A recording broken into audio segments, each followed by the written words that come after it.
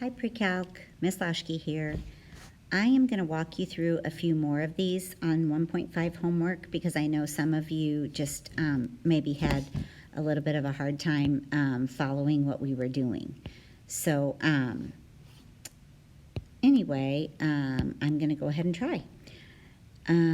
So the quadratic function, if you were going to look at that as a transformation function, and I did put the transformation equations on Google Classroom, but this would be the transformation, and so that is what I was using, where HK is your vertex, so I could see on 3B that my vertex was at -3, -4. So I could say that my g of h function is going to be a, or actually, I just like to write y because I'm going to be putting a value in for xy. So this is going to be x minus a -3. And then plus k will be -4. And so now we're going to just take any point. I'm going to take this point, -2, -2. And we're going to put that in for our x and our y. So I just put -2 in for x and -2 in for y. And now we're going to solve for a to see if that parabola has been stretched or whatever. So when we do solve this, we see that a is 2. And so now we can kind of just put a equal 2 right back into this right here, okay? So we come over here and we say 2 times x plus 3 squared minus 4 as our function for that 3b. And then on the domain, of course, is -infinity to +infinity. The range, I'm always looking at my y values and where along this y-axis do I have y values on the function, and I can see that, oops, well, that was not a good one to use. How about right here is the bottom of where your function is. And so for the bottom there, oops, I'm going to use a different color. This is the bottom of my function. This is my last y value, right? That's my lowest. And you always write these as lowest to highest. So my lowest y value is -4. So bracket, and there is a point there, so it's a bracket. Bracket -4 to infinity. And then we'll go to our next one, which is our our 3c. And we're going to do the same thing. We're going to do y equals a times x, and it's going to be, here's my vertex at the point 2, 3, so x minus 2 plus 3, oops, squared, sorry, quadratic. And then we put a point in, so let's put the point 4, 1 in, okay? So my y is 1 when my x is 4. And now we're just going to solve. This is going to be 2 squared, so that's 4a. I'm going to subtract 3 from both sides. -2 equals 4a. Divide by 4. -1/2 is my a. And again, we can just take that a and put it back into this. Oopsies, it didn't give me a. Come on, work with me here.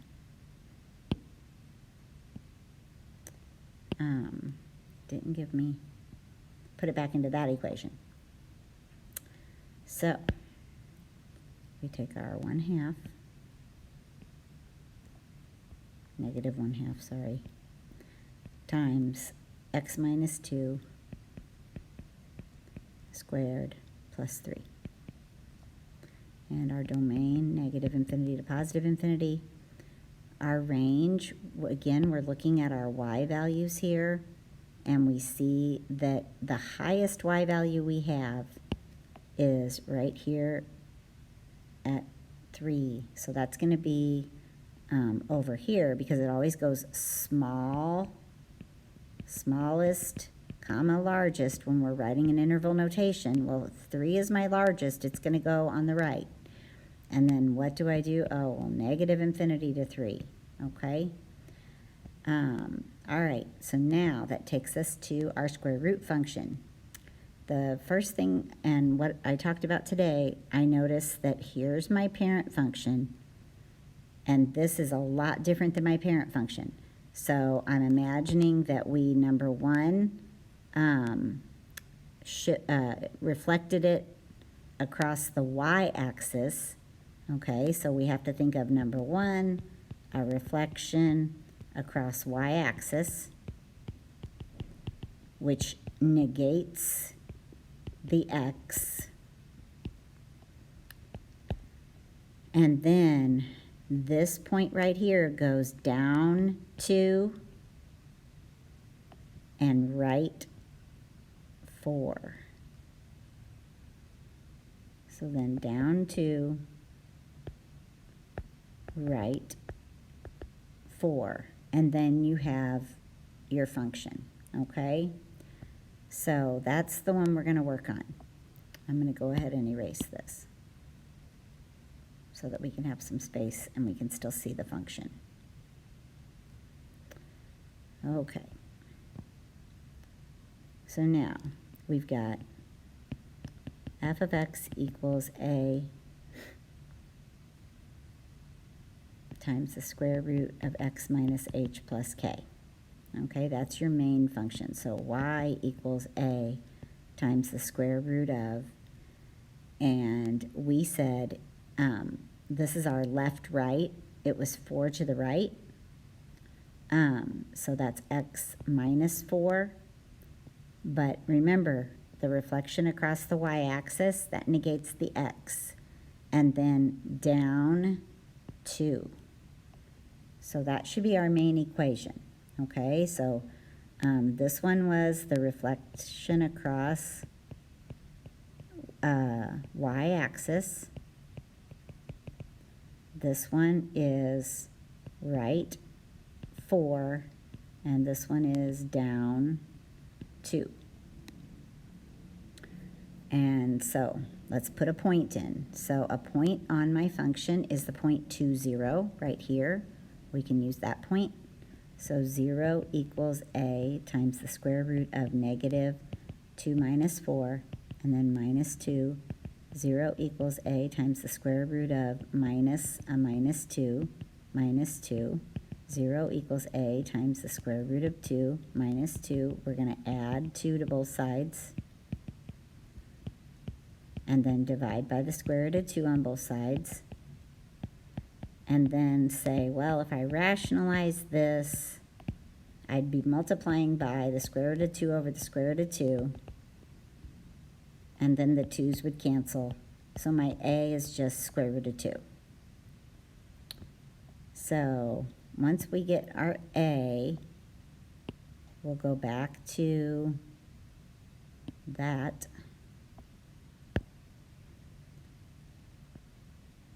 And we'll say y equals the square root of 2 times the square root of, this is going to be negative x plus 4 minus 2.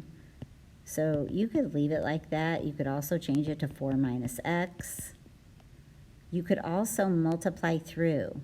So if you multiply, because when I have when I have the square root of 2 times the square root of 3, that's the square root of 6. So I multiply, right? So when I have the square root of 2 times square root of 4 minus x, that's going to be the square root of 2 times 4 minus x. So square root of, you could make that 8 minus 2x minus 2. The only problem with simplifying it like that is you kind of lose what's happening. This one kind of gives you a real good idea that you've got your hk, you've got your, square root of 2 is your stretch. It's a negated x, so you know it's a reflection across the y.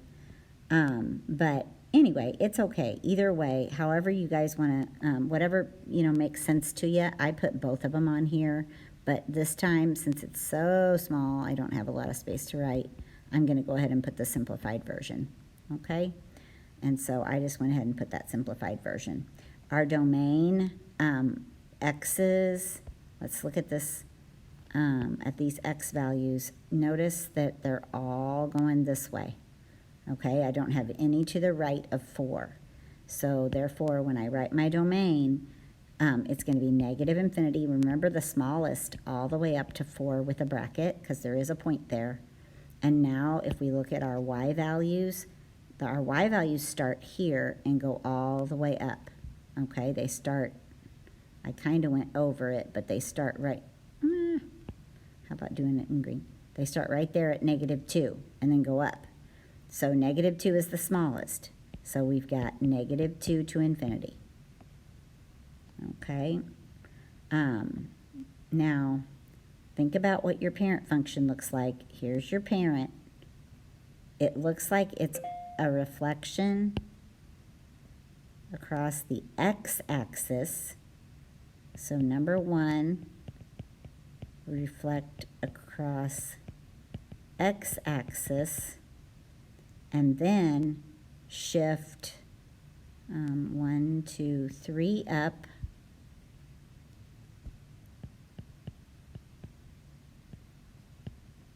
and ooh, these are hard to do. 1, 2, 3, 4, 5, 6. 6 left. Okay, or you could do 6 left and 3 up. It doesn't matter. But let's work on that one. So that one, we've got y equals a times the square root of x minus h plus k. We've got y equals a times the square root of, we said that this is left and right. X is left and right, and we said it was 6 left. So x minus a minus 6. So that's x plus 6. And then plus k is plus 3, because 3 up. But now for the reflection across the x-axis, that negates out here on the a, but we could probably put a point in and it's going to give us that negation. The only one that doesn't give it to you is on the inside when it's on the x value. So you have to be careful on that one. But if I take a point like the point -2, 2, -2 plus 6 plus 3.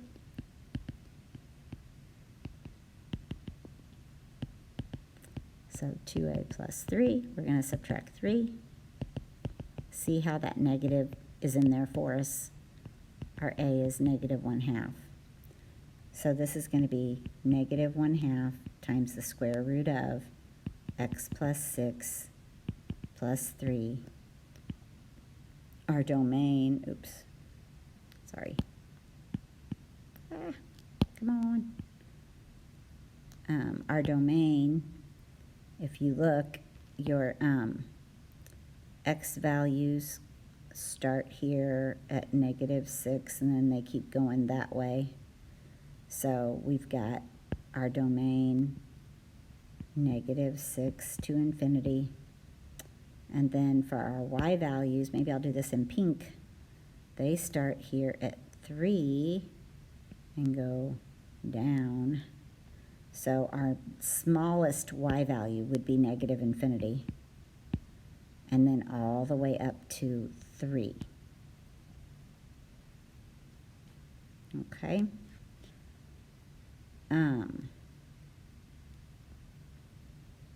All right. So I'm going to go ahead and erase this.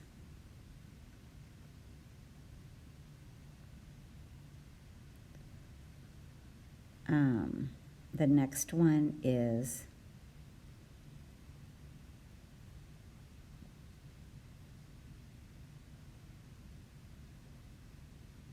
the absolute value function. And so for our absolute value function, y equals a times the absolute value of x minus h plus k. That's your main equation. And so the hk is going to be your vertex here. So let's get that a little bit bigger so I can see it.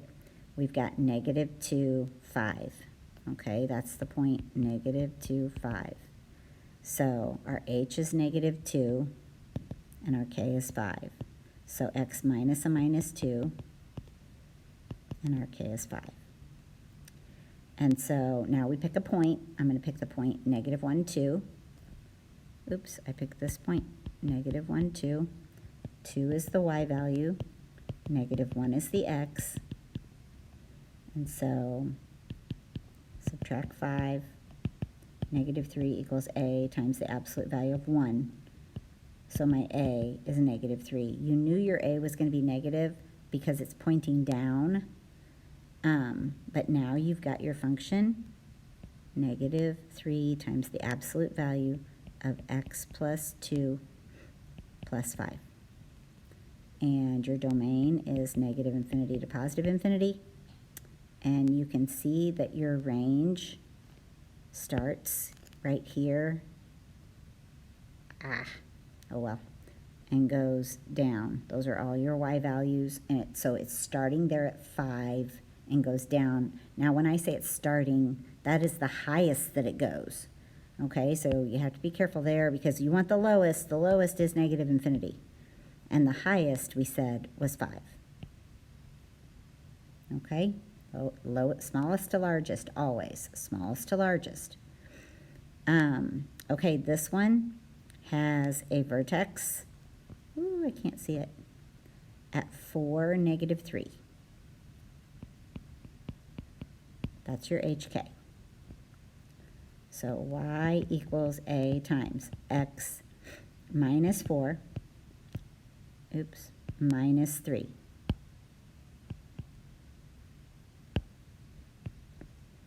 So that's 4, negative 3. And so let's put a point in the point 2, negative 2. So if I pick that point, it's 2, negative 2. So the y value is negative 2. The x is 2. Let's go ahead and add 3.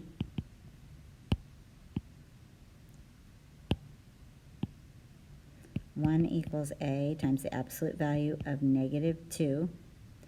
And then, so 2a is 1, and so a is 1/2. So we have 1/2 times the absolute value of x minus 4 minus 3. Domain, negative infinity to positive infinity. Range, you can see that your smallest y value is negative 3. All the way up to infinity. Smallest to largest.